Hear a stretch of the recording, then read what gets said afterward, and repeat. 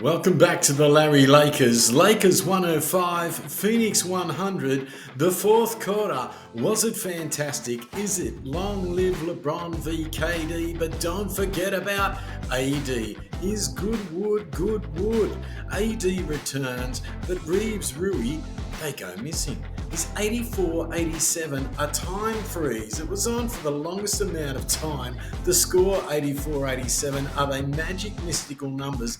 Are they as magic as 5 years between competition games with LeBron James and KD? Would that be a beautiful moment in basketball to freeze in time? Did the battle of the non-LeBrons and the KD minutes really be the key in this game, or was it a fourth quarter battle going head to head that was the key? LeBron versus KD. Should Jackson Hayes wear the number 00? We'll look at that and more. What about questions like, did Ham cook Vogel in fourth quarter defense? We've been waiting for some smoked ham jokes. Lakers win without Schifino, but of course, who were the Suns missing? Put the D back in D'Angelo, and is it V for victory Vincent?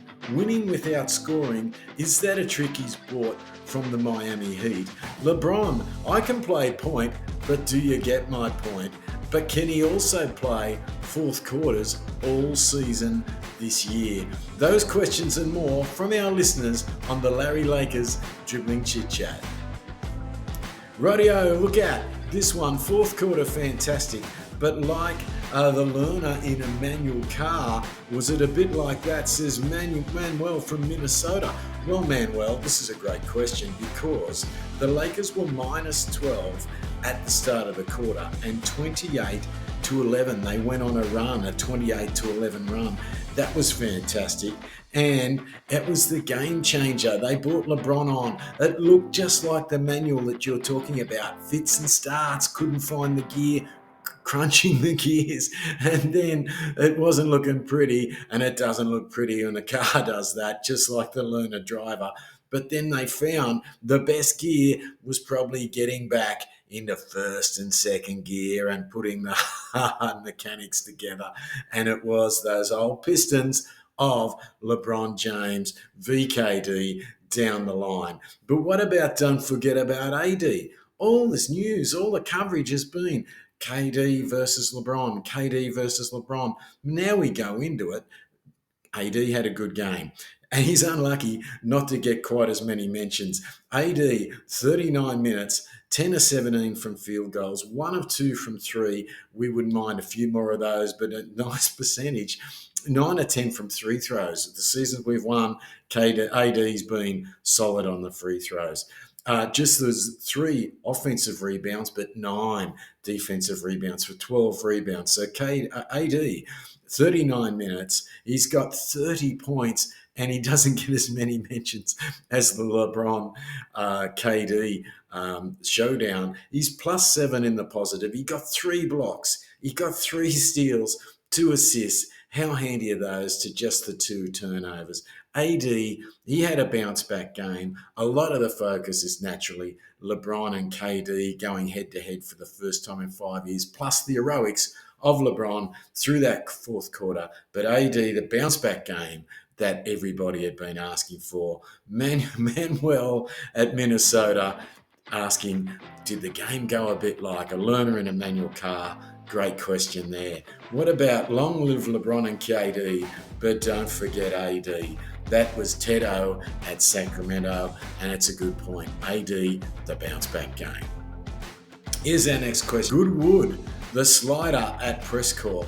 Now, Slider, I believe he's some sort of journo at Press Corp, but Goodwood is Goodwood. Well, today he was. Everybody's been waiting for that 3 to catch a light. To his credit, Coach Darvin Ham been playing him as really a second big or small forward, power forward. A couple of times it's looked like he couldn't really play power forward. He's more of a finesse game. He wasn't really going to fit in at centre all the time. So they played him at backup centre a few times in the off-season. But Tonight, he found something between small forward and power forward, because he's up against a lean, tall forward in the form of KD. It looked a bit like he was at the back of a zone, but of course the switches were coming and KD would end up on his side after being pushed and pushed. He had to go around to get the ball, find a spot to shoot, and the lean and long Christian Wood able to get a hand up in D. It was more a case of getting a hand up in D, just enough and being quick enough when he lands to turn and grab that long, stretchy, go-go gadget rebound. So defensive rebounds, I thought, was where Wood really shone in that fourth quarter. Didn't find it on the three-point line, didn't find it, unfortunately, in offense, but to our good fortune, he was a part of a defensive lineup that really put us in the plus in that fourth quarter run towards a win for the Lakers. Christian Wood, 21 minutes, as we said, offense 2 of 7, none of 2 of those being from the three. He did at least get to attack the basket, which got him to the line a couple of times, 3 or 4 from the three-throw line. He's got the 10 rebounds. We talked about those defensive ones, almost from the low back right area of the key. Got out a hand and turned quickly and got 8 defensive rebounds, 2 offensive rebounds. He's real plus minus, the best in the game, better than LeBron James, plus 23 for his 7 points. But 7 points, it's the 10 rebounds. And how handy is that out of his 21 minutes? Total different game to anything he played at the Dallas Mavericks, at Houston, and even in his prime there at Detroit. So the willingness to play a different game, could that continue? Is Goodwood good? It was good tonight, and well done, Coach Hammond for figuring a way out. Could it work against all opponents with lateral movement, etc.? Who knows, but it worked tonight. That the opponent suited that long, lean style of his in the long, lean style of KD. Plus, don't forget, he's got the backup of Anthony Davis to protect him there, and everyone else. By the time KD got the ball on that wing near Christian Wood's low post, he'd had to bump his way around as everyone was giving attention there, like Austin Reaves and Gabriel, and you've got AD and you've got LeBron. It was an interesting lineup, and he had to work hard. He was getting a bit tired perhaps as well, and it was a tough game for KD, but Christian Wood, well done, and KD hit some really good contested shots. So every time he went, you thought, he'll shoot over Wood, he's got this, he'll shoot over the Lakers. But to their credit, something special was going on, at least on this occasion, but KD didn't have a few players himself. Maybe it'll be different next time.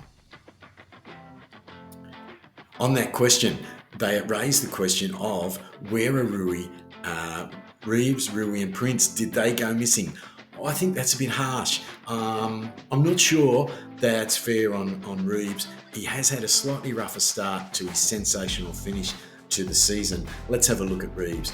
28 minutes, 4 of 7 on shooting, not the end of the world. 1 of 2 from 3, again, not bad percentages, but why can't he find a few more opportunities to hit that 3, or at least take some attempts?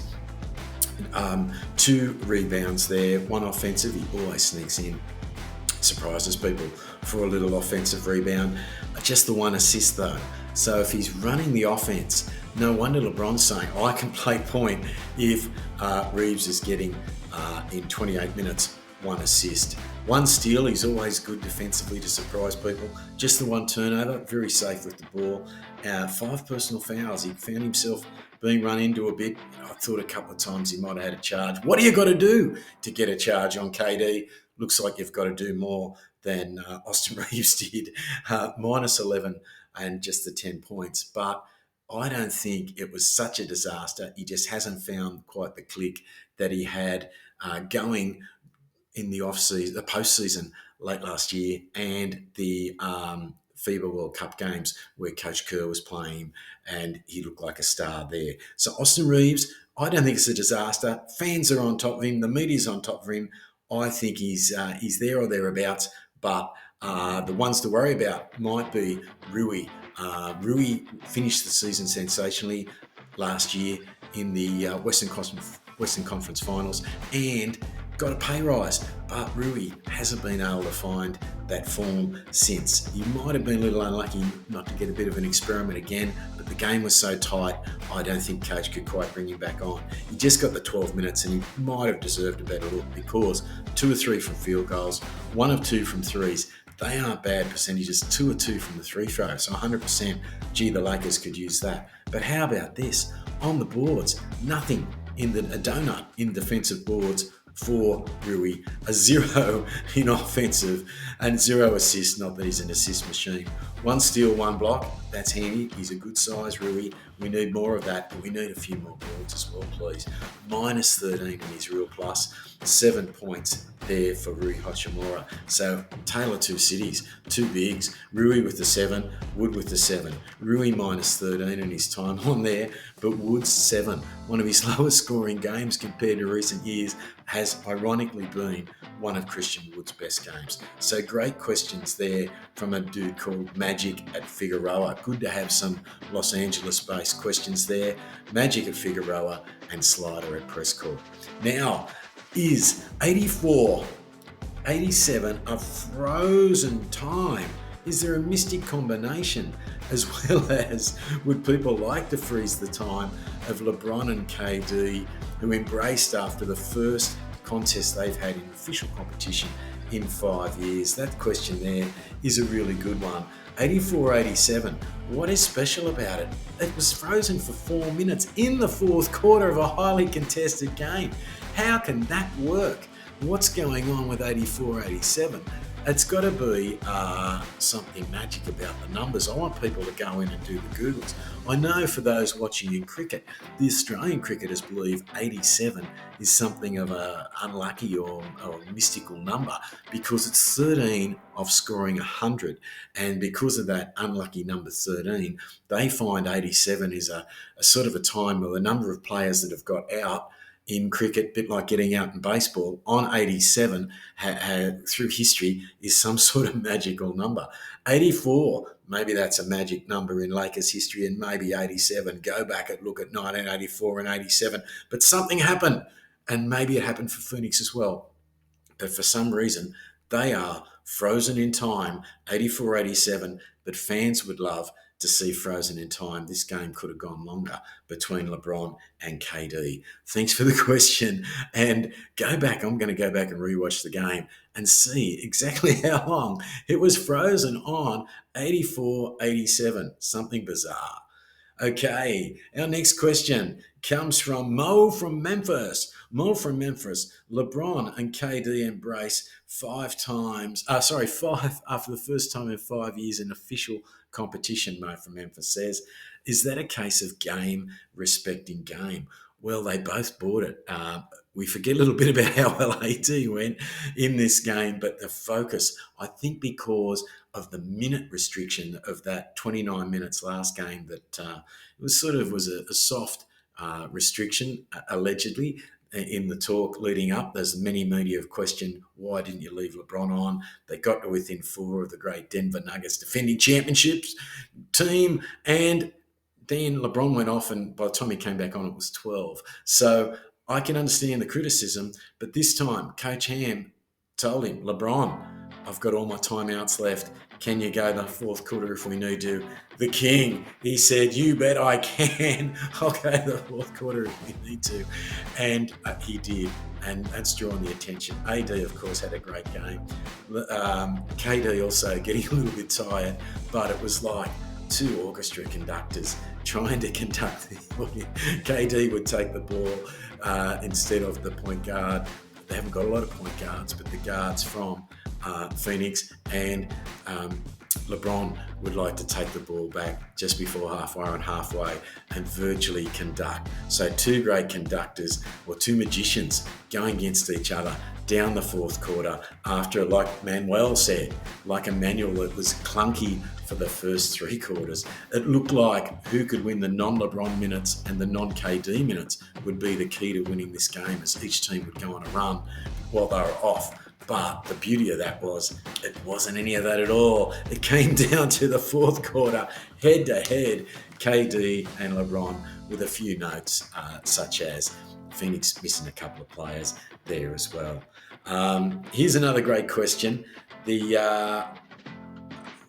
Should Jackson Hayes wear 0-0? And that's from Owen at Orange County. So let's have a look at this Jackson Hayes story. He hasn't got much talk in any of the post-game chatter, but he was a bit unlucky not to get back on. Here's a guy that's had 6 minutes. Now, why and a positive 3? So someone who can affect the game positively with the 0-0 that people are saying could possibly be his numbers. I'm not sure if that is Robert Parrish numbers. I'm sure fans will put back down on the comments. But Jackson Hayes, 6 minutes, a positive plus minus, so affecting the game without necessarily scoring. 0-0 from field goals, of course. That means 0-0 from threes, 0-0 from free throws, 0 offensive rebounds. This is the end of the zeros, though. 2 on defensive rebounds, 2 total rebounds, of course, 0 assists. He hasn't looked like a bad passer in a couple of the preseason games, which was a surprise. I didn't think it was a feature of his game. Well, it hasn't been a feature in the season, but 1 steal, 0 on the blocks, which you think he might get 1, but he was only on the 6. So a series of zeros and, of course, 0 points. So bit of a cheeky question from Owen of Orange County, but should Jackson Hayes change his number to 0-0? Has that been a number in the Lakers' history? There's a question for the Trivial Pursuit fans of the Lakers. Let's move on to our next question. Let's have a look. Now, again, we've been waiting for a reference like this. Is it a case where Ham cooked Vogel on fourth quarter defence? Darvin v. Frank Vogel. And there was a nice tribute to Frank Vogel. If you can go back, watch the game, there was a tribute because this is the first time Frank Vogel's been back as a coach against the Lakers. So the first time he's back in the stadium, of course, because he had the bit of time off after being released by the Lakers to get Darvin Ham, and a nice little video tribute. Have a look at that from the Lakers in the season they won in 2019-2020, the famous bubble season. But Frank Vogel, famous for defense. So I like this question from Sean at Abbey Takeaway, who should know a little bit about Ham. The irony there is asked the question, did Ham cook Vogel on fourth quarter defense? But Frank Vogel's specialty is defense. So Ham cook Vogel, yeah, good one. I like it. And in the fourth quarter, yes, something happened for the Lakers. If you can go on that run in the fourth quarter, that is magic, and you deserve some credit for your own defense, Ham versus the famous Vogel. Can the Lakers win without Schifino? D Styles at the nation capital. I hope that's not a joke at the expense of Schifino, but the Lakers did win, of course, they were without some players themselves, and I think that's what D Styles is pointing to.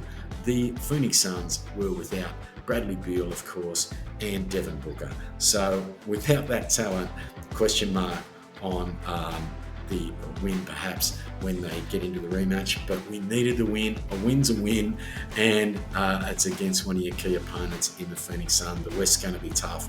It was tough we'll take the win. What about this one? Did Phoenix suffer from the burden of guilt being weighed down for cheating in getting Drew Eubanks? They've been caught cheating. We said, go back and have a look at our previous podcast on YouTube. I think it was 2 shows ago when they played in the last game of pre-season. And we said we would have taken Drew Eubanks, particularly first, and then seeing perhaps if we could have got Wood. We were waiting for Christian Wood, but Drew Eubanks, he's an asset. How did they get him so quickly? Well, looks like they got him a little too quickly. A bit like Seinfeld when they said Poppy got a little sloppy. Looks like they got caught. I guess we won't criticise too much because maybe a team we support might get caught in the future, and I'm sure they won't be the last team. But a little bit of going in a bit too early, and they've been caught out, and they'll lose a second-round pick in the draft for that.